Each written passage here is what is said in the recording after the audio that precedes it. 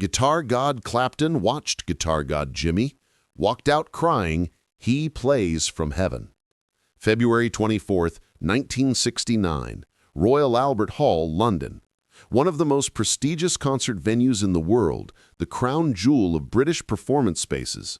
The circular Victorian Hall, with its distinctive red velvet seats, ornate gilded boxes, and massive pipe organ, had been standing since 1871. It had hosted everyone from classical orchestras and opera singers to rock pioneers pushing the boundaries of what was acceptable in such a venerable space. Tonight, it was hosting Jimi Hendrix for 2 shows, an early evening performance at 6 p.m. and a late show at 9 p.m. Eric Clapton was in the audience for the late show. He'd come quietly, deliberately not announcing his presence, sitting in a private box seat on the second tier away from the main floor where he wouldn't be easily noticed or bothered. At 23 years old, the same age as Jimi, Clapton was already considered one of the greatest guitarists alive, perhaps the greatest. Clapton is God had been spray-painted on London walls and underground station tunnels. His work with the Yardbirds had been revolutionary. His time with John Mayall's Blues Breakers had been masterful. His recent work with Cream, the power trio that had just broken up months earlier, had redefined what rock guitar could be, could mean, could achieve. He was technically brilliant, musically sophisticated, capable of playing anything he set his mind to. Critics called him the white blues guitarist who understood black American blues better than most Americans. But Clapton had heard things about Jimi Hendrix. Everyone in London's tight-knit guitar community had been talking about him since Chas Chandler brought him from New York in late 1966. Stories about what Jimi could do, sounds he could create, emotions he could evoke, the way he made a Stratocaster do things that violated the laws of physics and musicality. He'd heard the recordings, of course. He owned the albums. Are You Experienced? Axis, Bold as Love, the recently released Electric Ladyland. He'd studied them.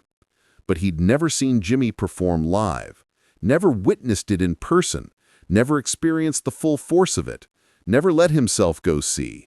Perhaps because part of him didn't want to know, didn't want to confront what everyone was saying about this American guitarist who'd come to England and changed everything. Tonight would change everything. The concert started at 8 p.m. Jimi walked on stage wearing a military-style jacket with elaborate embroidery, flared pants, his white Stratocaster hanging low. The crowd erupted. Royal Albert Hall was packed, over 5,000 people filling every seat, every box, every standing space. Jimi started with an up-tempo song that got the crowd moving immediately. From his seat, Clapton watched with professional interest. Good tone, he thought. Excellent stage presence. Technically proficient. Everything he expected from the recordings. But then, about 40 minutes into the set, after several up-tempo numbers that showcased Jimi's technical prowess and showmanship, something shifted dramatically. Jimi slowed everything down. The tempo dropped. The lights dimmed to almost darkness, except for a single spotlight on Jimi. The crowd, which had been loud and energetic, quieted instinctively, sensing a change, understanding without being told that something important was about to happen. And Jimi started playing a song he'd written, a ballad, something gentle and beautiful and heartbreaking, called Little Wing. The opening notes floated through Royal Albert Hall like smoke, delicate and ethereal and impossibly fragile. This wasn't the explosive Jimi of Monterey burning guitars. This wasn't the political Jimi of Woodstock, making his Stratocaster scream like bombs. This was something else entirely. Something quieter but somehow more powerful. This was Jimi as poet, as painter with sound, as someone who understood that sometimes the quietest sounds carry the most weight, speak the loudest truths. Clapton leaned forward in his box seat, elbows on the velvet-covered railing. This was different from the recordings. This was special in a way he hadn't anticipated. Jimi's fingers moved across the fretboard with impossible delicacy, touching the strings like they were made of spider silk that might break if handled roughly. Each note was perfectly placed, perfectly timed, perfectly felt. He wasn't playing fast, he wasn't playing loud, He was playing true. The Stratocaster sang, literally sang, with a voice that sounded almost human, almost like a woman's voice, tender and vulnerable and strong all at once. The notes bent and curved and breathed, alive in a way Clapton had never heard a guitar sound. The lyrics were simple but profound. Poetry about freedom, about flying, about transcending limitations. But it was the guitar work between the vocal lines that destroyed Clapton. Jimi would sing a line, then the guitar would answer, not just playing notes, but having a conversation, expressing things words couldn't reach. Clapton felt something break inside his chest. Not break in a bad way, break open. Like a dam releasing water it had been holding too long. Like a fist that had been clenched for years finally opening. He'd spent his entire life mastering the guitar, started playing at 13, studied blues records obsessively, Robert Johnson, Muddy Waters, B.B. King, practiced scales until his fingers bled, learned theory, developed technique, built speed, created tone, became Eric Clapton, guitar god. He could play anything he set his mind to, give him a song and he could learn it in minutes, execute it flawlessly, maybe even improve it. That's what made him great. That's why people spray-painted "Clapton is God" on walls. But what Jimi was doing up there on the Royal Albert Hall stage wasn't about any of that. It wasn't about technique, it wasn't about practice, it wasn't about mastery in any traditional sense. It was about soul. It was about taking all that technical knowledge and forgetting it, letting it become so natural, so internalized, that the guitar stopped being an instrument and became an extension of your spirit, your heart, your painting, your joy, everything inside you that had no words. Clapton had never heard anyone play like this. Not B.B. King with all his bending precision, not Albert King with his raw power, not Buddy Guy with his intensity, not Freddie King, not any of the kings, not any of his heroes, not any of the masters he'd studied and learned from and tried to emulate. They were all incredible. They'd taught him everything he knew. But this was something beyond what he thought was possible. This was what happened when technical mastery met complete emotional vulnerability and genius. This was transcendence. Tears started forming in Clapton's eyes. At first just one or two, easy to blink away, pretend they weren't there. But as Jimi continued playing, as the song built and swelled and every note cut deeper, the tears came faster. Soon, Clapton was crying openly, sitting alone in his box seat, tears streaming down his face, while Jimi played Heaven through a Fender Stratocaster. People in nearby seats noticed. "Is that Eric Clapton?" someone whispered. "Is he crying?" But Clapton didn't care. He couldn't stop even if he wanted to. The beauty of what he was hearing was too much. The realization of how far he still had to go, how much more there was to learn, how small his own playing felt compared to this, all of it overwhelmed him. When the song ended, there was a moment of complete silence in Royal Albert Hall. 5,000 people holding their breath. Then applause. Not the wild, screaming kind, but the reverent kind, the kind reserved for witnessing something sacred. Clapton stood up. He couldn't stay, couldn't watch more. Not because he was angry or jealous, though part of him was, the ego part, the part that had believed the "Clapton is God" graffiti, but mostly because he was too emotionally raw.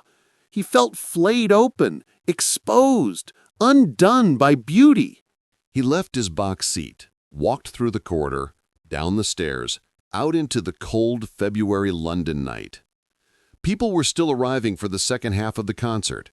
Clapton walked past them, tears still on his face, heading nowhere in particular. He ended up at a pub 3 blocks away, ordered a whiskey, sat in the corner. The bartender recognized him but wisely said nothing. Clapton sat there for an hour, processing.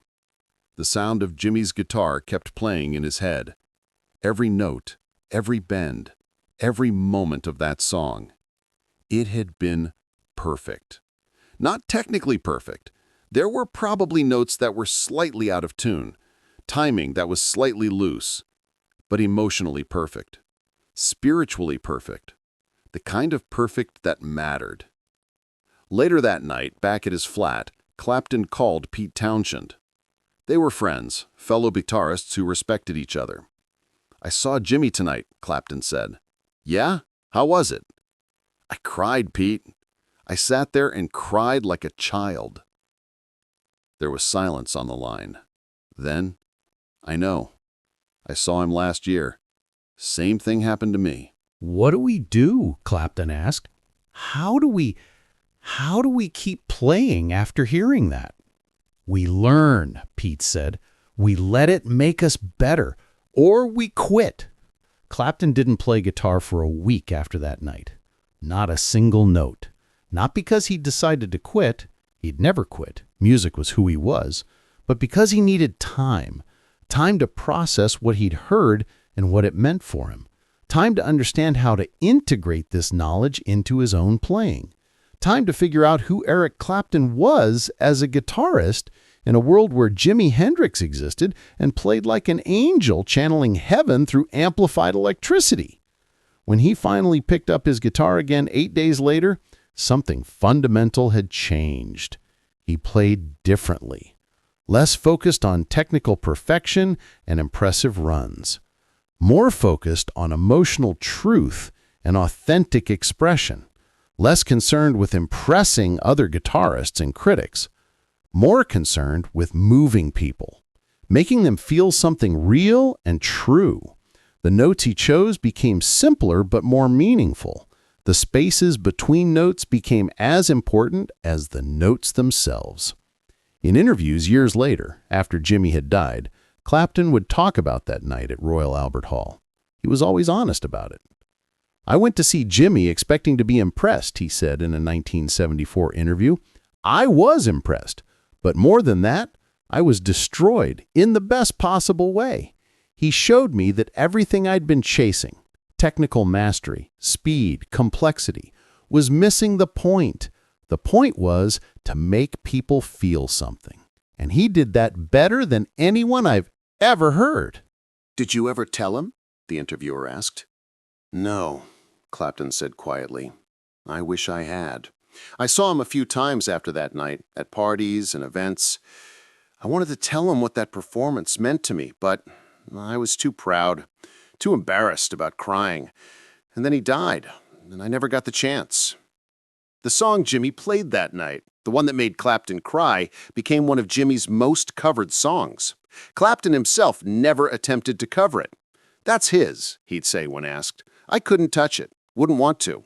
It's perfect as he did it." Other people who were at Royal Albert Hall that night remembered it too, remembered witnessing Eric Clapton's transformation. A music journalist from Melody Maker who was there wrote in his notebook, though he never published it, feeling it was too personal, "I saw Eric Clapton leave during the performance. At first I thought maybe he was sick or had an emergency. Then I passed him in the corridor and saw his face. He wasn't sick, he was changed. Tears on his cheeks, this look of devastation and wonder mixed together. Whatever he heard in those few songs broke something in him that needed to be broken, shattered an illusion he'd been living under." A photographer who was there, who'd been hired to shoot the concert for a magazine, captured Clapton leaving and later said, "I got a shot of him walking out of his box, heading for the exit. His face was wet with tears, but he wasn't trying to hide them or wipe them away. He looked like a man who'd just seen God and realized he'd been praying to the wrong thing his whole life, or praying in the wrong way, or maybe just realized that what he thought was the peak of the mountain was actually just the foothills, and the real summit was somewhere in the clouds far above where he'd ever imagined."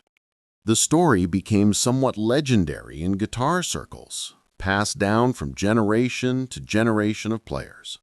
Young guitarists would hear about the night Eric Clapton cried at a Jimi Hendrix concert at Royal Albert Hall and understand something profound.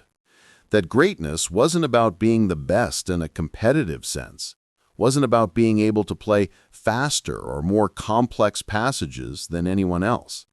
It was about being honest, vulnerable, real. It was about finding your truth and expressing it so purely that it moved people to tears, even when those people were other guitar gods who thought they'd already reached the summit. Clapton's playing evolved significantly after February 24, 1969. Listen to his work before that Royal Albert Hall concert and after. There's an audible, undeniable difference. More space in his playing, more emotional depth, more vulnerability. Less showing off, less trying to prove himself the fastest or most technically accomplished. He'd learned what Jimi already knew instinctively, that the guitar was a tool for expressing the inexpressible, for giving voice to feelings that had no words, not for proving how fast your fingers could move or how many notes you could cram into a measure. When Jimi died in September 1970, barely 18 months after that night at Royal Albert Hall, Clapton was devastated. He'd lost the man who'd shown him what music could truly be, what guitar could truly express when played by someone operating on a different spiritual plane. At a memorial concert for Jimi, held in London, Clapton played, but not with his usual confidence or swagger. He played humbly, quietly, knowing he was honoring someone who'd operated on a level he could aspire to, but perhaps never reach. Someone who'd taught him more in one song than years of practice and study ever had. Guitar god Clapton watched guitar god Jimi at Royal Albert Hall on February 24, 1969. He walked out crying because beauty had overwhelmed him, because he'd heard playing that came from somewhere beyond technique, beyond practice, beyond anything teachable. He'd heard someone play from heaven, and it had changed him forever. If this story of beauty overwhelming ego moved you, subscribe and hit that notification bell. Share this with someone who understands that sometimes being humbled is the greatest gift. Have you ever experienced art so beautiful it made you cry? Let us know in the comments, and don't forget to like this video for more stories of the moments that changed artists forever.